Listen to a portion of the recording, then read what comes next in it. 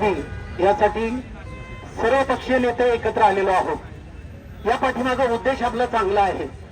ज्या पद्धतीने नगरवरून मध्ये रेल्वे नेण्याचं चाललं होतं ती पद्धत अतिशय चुकीची होती। नंतर तळेगावचा मार्ग आपल्याला सांगण्यात आला आणि आता केवळ खोडत या ठिकाणी असलेल्या ज्या दुर्बिणी आहेत त्या दुर्बिणींना त्रास होईल आणि जागतिक दर्जाचं ते जे काही संशोधन केंद्र आहे त्या केंद्रावरती मांडले गेले पाहिजेत। ज्या हक्काने आपण आपली मागणी मान्य करून घेतली पाहिजे ती मागणी आपली मागणी होताना दिसत नाही। आताचे असलेले खासदार सुद्धा गेले 7 वर्ष केंद्रामध्ये खासदार आहेत। आपण बघतोय यावेळेस तर त्यांनी आश्वासन दिलं होतं की मी यावेळेस जर का खासदार म्हणून निवडून आलो तर पूर्णपणे खेड तालुका आणि शिरूर लोकसभेमध्ये जे जे काही प्रश्न आहेत त्याच्यामध्ये रेल्वेचा देखील फार महत्वाचा प्रश्न आहे आणि त्या प्रश्नाकडे मी प्रकर्षाने लक्ष देईल आणि तो प्रश्न कसा सोडवता येईल यासाठी खेद व्यक्त करावा लागतोय की आता आपल्याला असलेले जे खासदार आहेत यांचं खरंच आपल्या शिरूर लोकसभेकडे थोडं सुद्धा लक्ष नाही। कधीतरी ते उगवतात कुठल्या तरी सिरियल मध्ये ते दिसतात। मला बोलू ना बोललं पाहिजे। हा प्रश्न खासदारांनी सोडवायचा हा प्रश्न खासदारांनी सोडवायचा हा प्रश्न खासदारांनी सोडवायचा।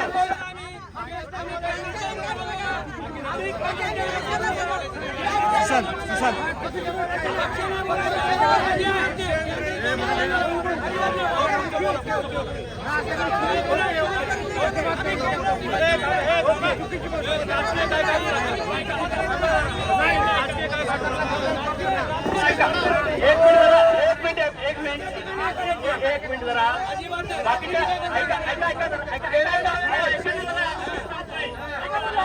ऐका जरा 2 मिनिटं ऐका 2 मिनिटं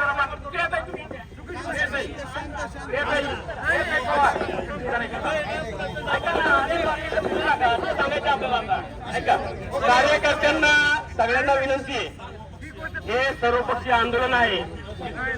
कृपया हा रेल्वे मार्ग सरळ झाला पाहिजे। आपल्या भावना योग्य आहेत याच भावना आपण या ठिकाणी मांडाव्यात। या ठिकाणी आपण पाहिलं सर्वपक्षीय कार्यकर्ते आहेत त्यामुळं कुठल्याही पक्षाचा उल्लेख न करता कार्यकर्त्यांनी आपल्या भावना या रेल्वे प्रकल्पाविषयी व्यक्त कराव्यात जेणेकरून आपापसात आपले मुद्दे वाढणार नाही। मित्रांनो मला कोणालाही दुखवायचं नाहीये।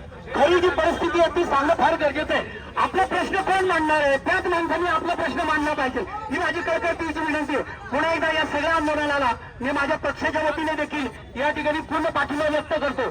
तसं पाहिलं गेलं तर चाकण आंबेगाव मनसर संगमनेर या सगळ्या भागातले खासदार आणि आमदार जे आहेत भारतीय जनता पार्टीचे असो किंवा कुठले असो या आंदोलनाला पाठिंबा देत आहे। त्याच्यामुळे या आंदोलनाला आमचा विरोध नाही। फक्त आमचं म्हणणं असं आहे ज्या व्यक्तीने खरं माझे प्रश्न मांडले पाहिजे त्यांनी मांडव। धन्यवाद। हॅलो यानंतर आपसात कोणी बोलणार नाही। आंदोलन पुढे कंटिन्यू होईल। वैयक्तिक कुणावरही या ठिकाणी कोणी टीका करणार नाही।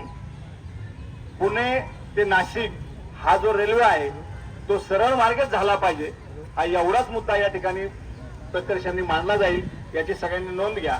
आणि सर्व आंदोलनात सहभागी होणाऱ्या मंडळींना विनंती आहे अतिशय चांगल्या पद्धतीने आपण आंदोलन या ठिकाणी संपन्न करतोय त्याला गालबोट लागता कामा नये। या ठिकाणी आता कार्यकर्ते आपल्या भावना व्यक्त करतील। आमदार 5 मिनिटात आमदार साहेब या ठिकाणी येत आहेत।